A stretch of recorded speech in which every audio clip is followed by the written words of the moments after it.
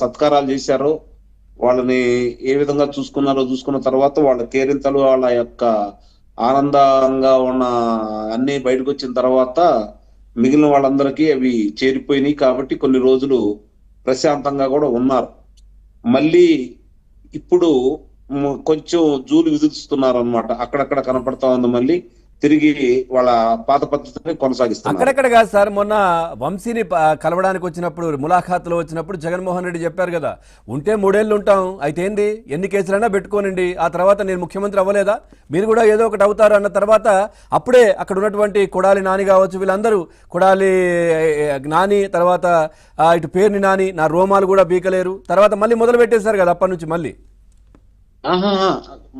పవన్ గారు మీరు గమనించండి, అప్పుడు కాదు, వాళ్ళ కార్యకర్తల సమావేశం, కృష్ణా జిల్లా కార్యకర్తల సమావేశం ఏర్పాటు చేసుకున్నప్పుడు మొట్టమొదటి జగన్మోహన్ రెడ్డి గారు మాట్లాడారు ఈ మాట. నేను 16 నెలలు కారాగారంలో నన్ను ముఖ్యమంత్రిని చేయలేదా, మీరు ముందు రండి, నేను ముందుంటాను, ముందు నన్ను అదుపులో తీసుకున్న తర్వాత మిమ్మల్ని అదుపులో తీసుకుంటారు, మీకేం భయం లేదని చెప్పని రెచ్చగొట్టాడు. అయినా పెద్దగా ఎవరు రెచ్చిపోలేదు, గమనించుకోవాలి. నేను ముందుంటానని చెప్పారు. ఇప్పుడు యలహంక ప్యాలెస్ లో ఉండి పోసాని కృష్ణమురళి వైఫ్ కు ఫోన్ చేసి ధైర్యపడకండి నేనున్నా ప్యాలెస్ లో అని చెప్తున్నారు. అంతే కదా, జనంలోకి రాడు కదా అతను. ఎప్పుడు జనంలోకి వస్తే ఏం జరిగిందో అతను తెలుసు కదా. ఏం సమాధానం చెప్తాడు, వాళ్ళు అడిగే ప్రశ్నలకు ఏం సమాధానం చెప్తాడు, తను చేసినటువంటి అకృత్యాలకు ఏ విధంగా సమాధానం చెప్తాడు, రాష్ట్ర వినాశనానికి ఏ విధంగా సమాధానం చెప్తాడు, రాష్ట్రంలో జరిగినటువంటి ఆనాటి హత్యలకు ఏ విధంగా సమాధానం చెబుతాడు, రాష్ట్రంలో జరిగినటువంటి గనుల దోపిడీకి ఏ విధంగా సమాధానం చెబుతాడు, మద్యం మాఫియాకి ఏ విధంగా సమాధానం చెబుతాడు, ఇసుక దోపిడీకి ఏ విధంగా సమాధానం చెబుతాడు పవన్ గారు. సమాధానం చెప్పలేడు కదా.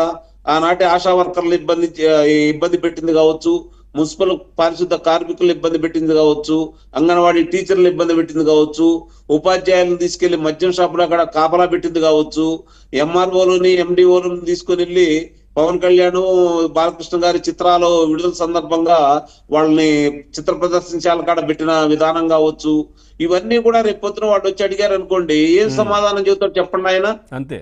పోనీ ఇప్పుడు మీరు అధికారం కోల్పోయారు, ఇప్పుడు 9వ నెల కూడా దగ్గర రాబోతుంది, ఇంకొక 10 రోజులు 9 నెలలు కూడా పూర్తి కాబోతుంది. మిమ్మల్ని గెలిపించిన తర్వాత మా సమస్యల గురించి మీరు శాసనసభకు ఎందుకు వెళ్ళట్లేదు, ఎందుకు ప్రశ్నించట్లేదు, మీరు శాసనసభకు వెళ్తారా లేదా, రిజైన్ చేస్తారా అని అడిగారు అనుకోండి, ఏం సమాధానం చెబుతాడు చెప్పండి. చెప్పగలడా పాపం? తండ్రి లేడు, తల్లి చేత్కరించింది, చెల్లి మొఖాలు ఉమ్మేసింది, మరి ఏం చేయగలడు చెప్పండి. అతను మాత్రం అర్థం చేసుకోవాలి మీరు కూడా. పసిపిల్లాడిని ర్యాగింగ్ చేస్తుంటే ఎట్లా, ఒకసారి జాలి కూడా చూపిండి పాపం ఆయన. ఇప్పుడు అదే కథ చెబుతుంది అందరికి, మమ్మల్ని అన్యాయంగా అదుపులో తీసుకుంటున్నారు, ఎర్ర పుస్తకం రాజ్యాంగం నడుస్తా ఉంది, చూస్తాము, మళ్ళీ మేము అధికారంలోకి వస్తాము, అధికారంలోకి వచ్చిన తర్వాత ఒంటి మీద బట్టలన్నీ తీసుకొని లాండ్రీ షాప్ మెయింటైన్ చేస్తున్నట్టున్నాడు, దానికోసం అని చెప్పి అందరినీ బట్టలు అడుగుతున్నాడు ఆయన. అది కూడా మనం చూస్తానే ఉన్నాం కదా. బెదిరిస్తున్నాడు, ఇంకా అతను అధికారంలో ఉన్నట్టు భ్రమలో ఉన్నాడు. చూద్దాం ఇంకెన్నాళ్ళు భ్రమలో ఉంటాడో. ఒక్కొక్క కార్యక్రమాలు ముందుకెళ్తా ఉన్నాయి. ఆ రోజు వాళ్ళు చేసినటువంటి అక్రమాలకు సంబంధించినటువంటి ప్రతి కార్యక్రమాన్ని ఈ రోజు వీళ్ళు ముందుకు తీసుకెళ్లే క్రమంలో ఇప్పుడే ప్రారంభమైంది అయితే నేను భావిస్తున్నాను. మన వంశీతోటే ఇది ప్రారంభమైంది. నిదానంగా ఒక్కొక్కటి బయటకు వస్తాయి. ముఖ్యమంత్రి కూడా చాలా కఠినంగా కొన్ని నిర్ణయాలు తీసుకుంటానని చెప్పి చెప్పడం కూడా జరిగింది. శుతిమెత్తగా హెచ్చరిస్తున్నాడు వాళ్ళ శాసనసభ్యుల సమావేశాల్లో. ముందడుగు పడుతుందని చెప్పి అయితే మనం భావించాలి. ఆ రోజు 5 సంవత్సరాలు కూడా సజ్జల రామకృష్ణారెడ్డి ఎవరిని తిట్టాలి, ఏ విధంగా తిట్టాలి, ఎన్ని మాటలు మాట్లాడాలని చెప్పని పంపిస్తా ఉంటే మీరు చెప్పినట్టు వాళ్ళ అబ్బాయి సజ్జల భార్గవరెడ్డి దాని స్క్రీన్ ప్లే, దర్శకత్వం, చిత్రానువాదం అన్ని చూసుకొని పర్యవేక్షణ చేస్తా ఉండేవాడు.